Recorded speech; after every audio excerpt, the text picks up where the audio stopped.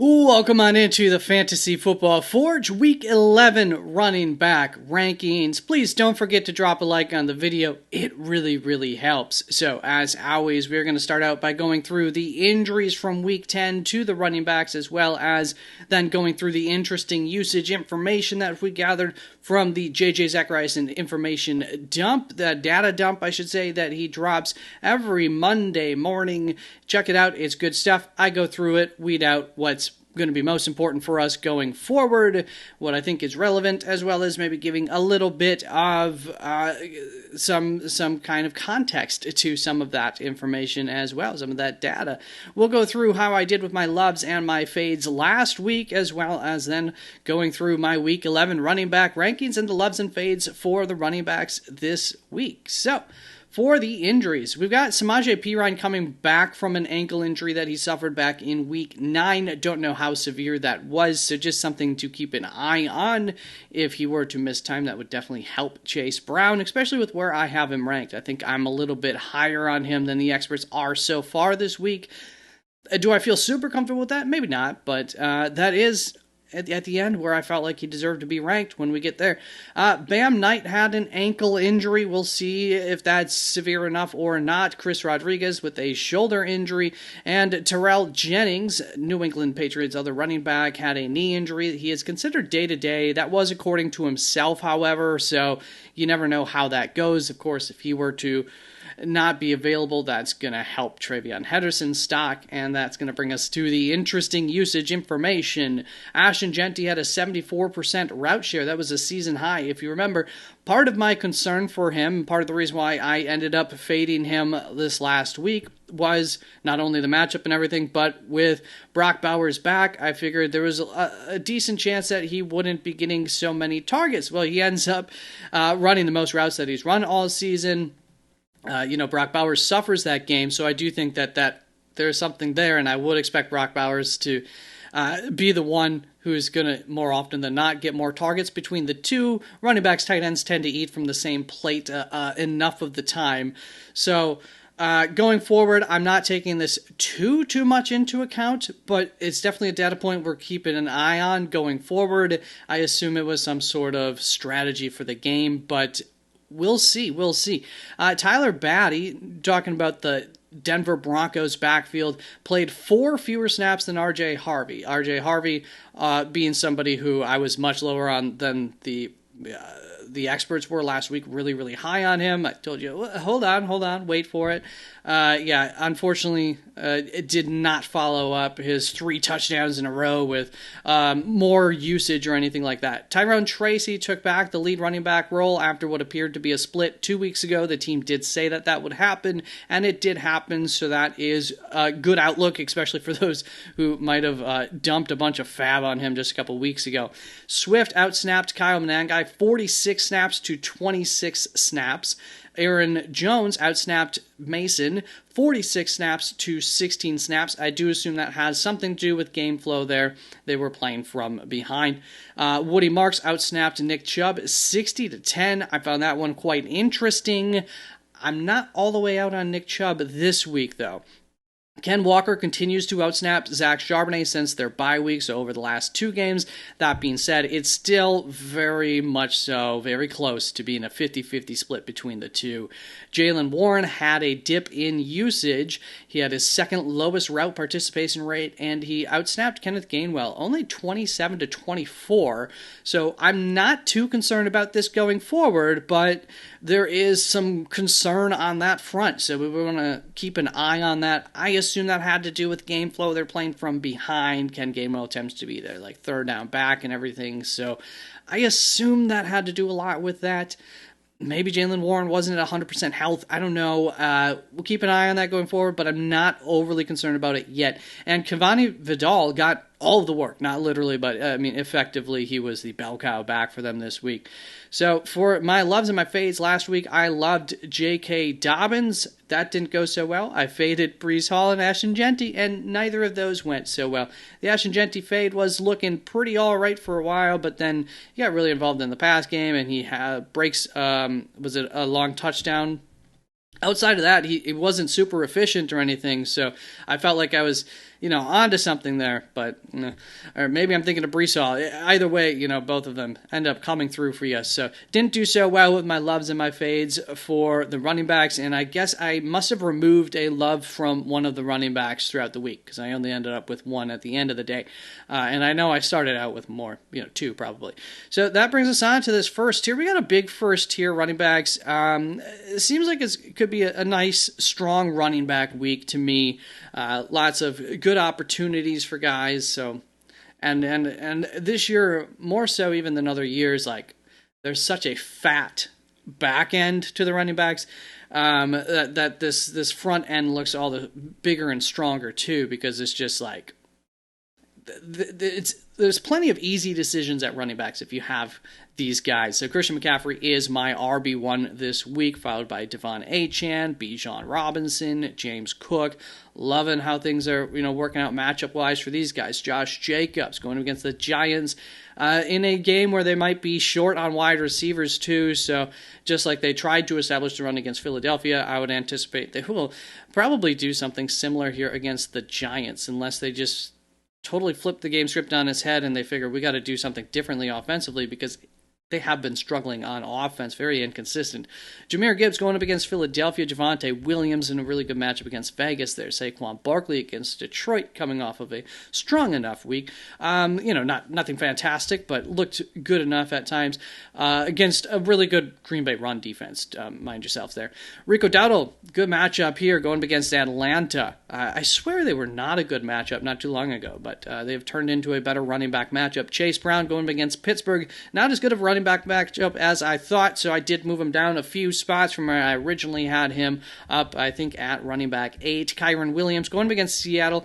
I can't fade Kyren Williams. I mean, if you have him, you're starting him for a couple reasons. I mean, the higher implied point total here in a week where I think that this could be a shootout between these two teams, so there should be plenty of goal line types of opportunities for touchdowns. If he doesn't come through on the touchdown front, I do have some concerns. Seattle is good at stuffing the run, so efficiency probably not going to be the best for Kyren Williams this week, but in a game that I expect a lot of back and forth, I anticipate there will be some good opportunities there. Ashton Jeanty, not too afraid of him this week going up against Dallas. Definitely not fading him. TreVeyon Henderson going up against the Jets. Obviously not going to fade him. We'll see about Ramondre Stevenson, but at this point in time, doesn't look like he's going to be playing. So, great news for TreVeyon Henderson if that is the case. Quinshon Judkins going up against Baltimore. He hasn't been super efficient as of late. They're obviously going to be relying on him in a divisional game plenty. I'm not the most excited about Quinshon Judkins this week, and Baltimore has been better. They've gotten healthier as of late as well, so there's some concern there.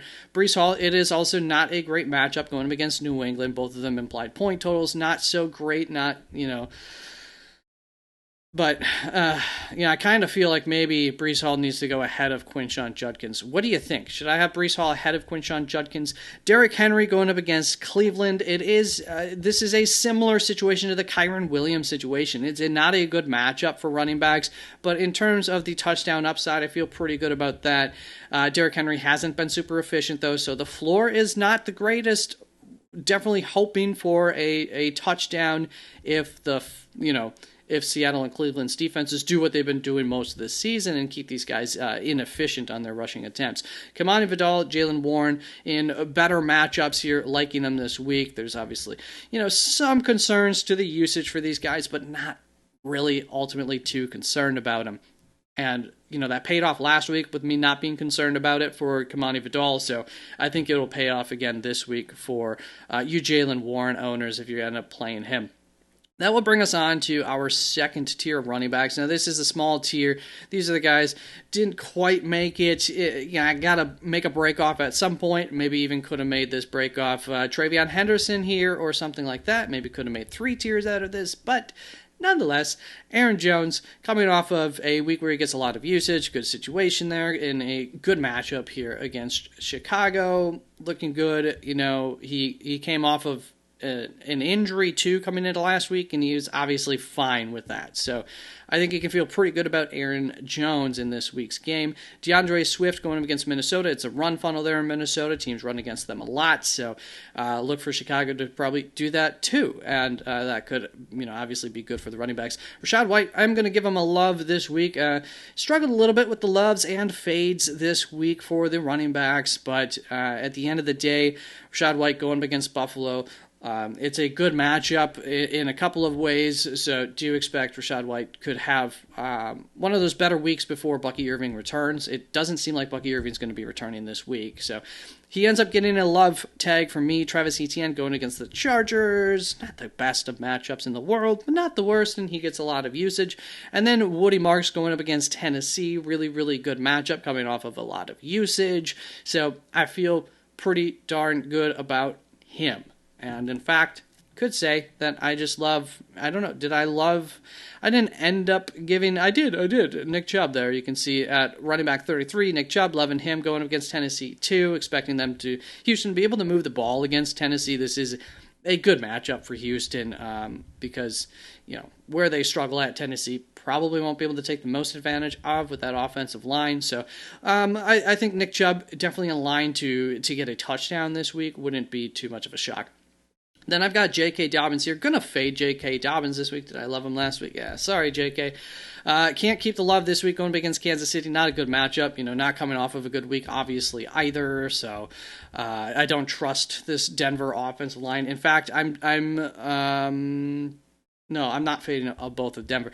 But I almost faded both of the Seattle Seahawks running backs. However, I just decided to fade Ken Walker, and then I decided to move him down a spot behind Zach Charbonnet.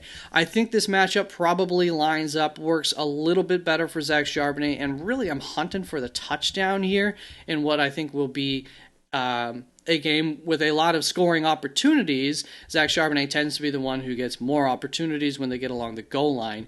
So those are the reasons that I didn't end up fading Zach Charbonnet and ended up moving him one spot ahead of Ken Walker.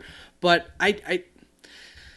once again, I was having trouble finding good fade options, and Los Angeles Rams are a really, really good run defense, and for Ken Walker, we're really looking for those big plays, and I don't know that comes so easily against the Rams. So looking for the touchdown here for Zach Charbonnet, and maybe in a shootout, maybe we don't end up running so much here in Seattle this week.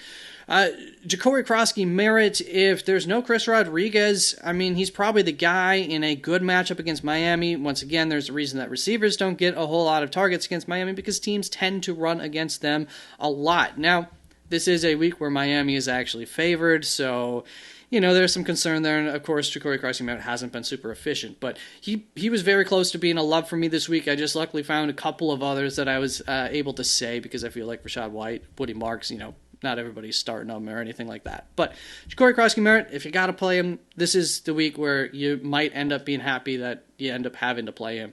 Kyle Monangai, I'm going to have a little bit higher up in the rankings here, despite maybe not getting the most usage in that split last week, 42 to 26 snaps. Wasn't the best, but in a matchup where expecting them to run a lot, I think we get some more opportunities, and scoring opportunities should be decent for Kyle Monangai this week. David Montgomery, this is kind of where you rank him roughly in this range. Kareem Hunt going up against Denver. I think you could have some optimism for that, whereas now I think we could have some pessimism for Tyjae Spears and Tony Pollard. So you can see all these guys kind of get roughly equal usage and have been performing similarly on the season. And Houston is a worse matchup. The implied point total is worse. The expectation of Tennessee having to try to pass a lot is the expectation this week, as it is pretty much any week anyways. But Tyjae Spears one spot ahead of Tony Pollard. Nick Chubb, we talked about that, loving it in terms of just if you got to throw somebody out there, this is a week where I think Nick Chubb has some flex usage in dire-ish situations. Tyron Tracy, I'm going to fade him going up against Green Bay. Not a great matchup, not expecting the New York Giants to be fantastic, most notably if they have Russell Wilson in that quarterback. That's not going to help at all. So yeah, I would stay away if I could. Isaiah Pacheco, he's coming back from like injury here, so we'll see where his health is at. But I think I feel comfortable having Kareem Hunt being the guy over Isaiah Pacheco at this point in time. But it's pretty close, and that's just, we're splitting hairs throughout a lot of this portion of the rankings, especially, but always, within the rankings. That's going to bring us on to this next tier of guys who hopefully you don't have to use, but if you do, there is some sort of silver lining to them potentially having a good game. Jordan Mason going against Chicago, expecting them to have a proper game flow for Jordan Mason to potentially do something this week. So, higher implied point total. Wouldn't be shocked if Jordan Mason were to get into the end zone this week. RJ Harvey going against Kansas City. They might be playing from behind. Maybe this will be a game where RJ Harvey actually gets a few targets and everything. Devin Singletary going against Green Bay. Yeah, we don't like that. I almost faded both the New York Giants running backs, but I figured I didn't need to tell you. Probably don't play him. We'll see what's going on with Emari Demercado with this Arizona running back room. I assume there might be some movement there, but if we're not expecting Bam Knight coming back from, he got injured last week, so I don't know. Currently, I'm not ranking Bam Knight, so that has to do with these Emari Demercado and Michael Carter rankings, but we could end up getting this flipped this week because Emari Demercado definitely might go back to the Emari Demercado role and Michael Carter run ahead of him. That is what they started doing several weeks ago, and then we had the Bam Knight injury, and then Emari Demercado goes ahead of him, and then Michael Carter took the Emari Demercado role. So I'm hoping we have been getting news about Arizona running back usage like every week. They've been coming out and saying things. So this is one to keep an eye on throughout the week. And that news often comes pretty later on in the week, so Friday, Saturday, looking for some sort of report there would be nice. Jeremy McNichols going against Miami. It's a good running back matchup. If there's no Chris Rodriguez, he could be in line for a few more opportunities. Tyler Algier, of course, has been on a touchdown run going up against Carolina. Definitely not the end of the world if you have to play him, but not expecting too much. Blake Corum, once again, in a shootout, could end up getting the touchdown instead of Kyren Williams or something like that is always possible. Sean Tucker gets a little bit extra usage last week and is a good matchup against Buffalo. So it wouldn't be the end of the world if you end up having to play him, assuming, once again, there is no starting running back there. Why can't I think of his name? We're going to get to his name in just a moment. But Michael Carter, we kind of talked about that with Emari Demercado. Those two could easily flip, and maybe even Michael Carter, if we get some sort of real raving report on him being the starter for sure, could end up moving up ahead of this group into that Isaiah Pacheco territory. Would be possible against San Fran. I don't really expect them to struggle against San Fran's defense. Then we've got Ken Gainwell, Bashal Tootin, Brian Robinson, Chuba Hubbard, Isaiah Davis, Justice Hill, Jaden Blue, Ollie Gordon, Brashard Smith, Ray Davis. Hail Mary, and at the top of that is Ken Gainwell. He did get a decent amount of usage last week, and it's a really good matchup. Cincinnati could have probably put him in this other tier, but like I said, I'm still leaning towards, I'm not too concerned about the usage for Jaylen Warren, so he's very much on the edge of making it into that other tier. We got Indianapolis, New Orleans on bye, not currently ranking Terrell Jennings, Chris Rodriguez, Bam Knight, injury stuff, Hassan Haskins because we don't need to, Caleb Johnson because we don't need to, Samaje Perine, injury stuff, Trey Benson, injury, Hermione Hampton, not looking like these guys are coming back this week, but they could. Ramondre Stevenson and Bucky Irving, all of them. The current thought is that they're not playing this week, but you never know. So not ruling them out quite yet. That is it for the Week 11 running back rankings. The wide receiver rankings already came out earlier this week, so go check those out if you have not yet. Please don't forget to drop a like on the video. Let me know what I got wrong with the rankings. That's always appreciated. And the quarterbacks and the tight ends video will be coming out tomorrow morning. Peace out. Love y'all. Thank you so much. Have a good one. Bye-bye.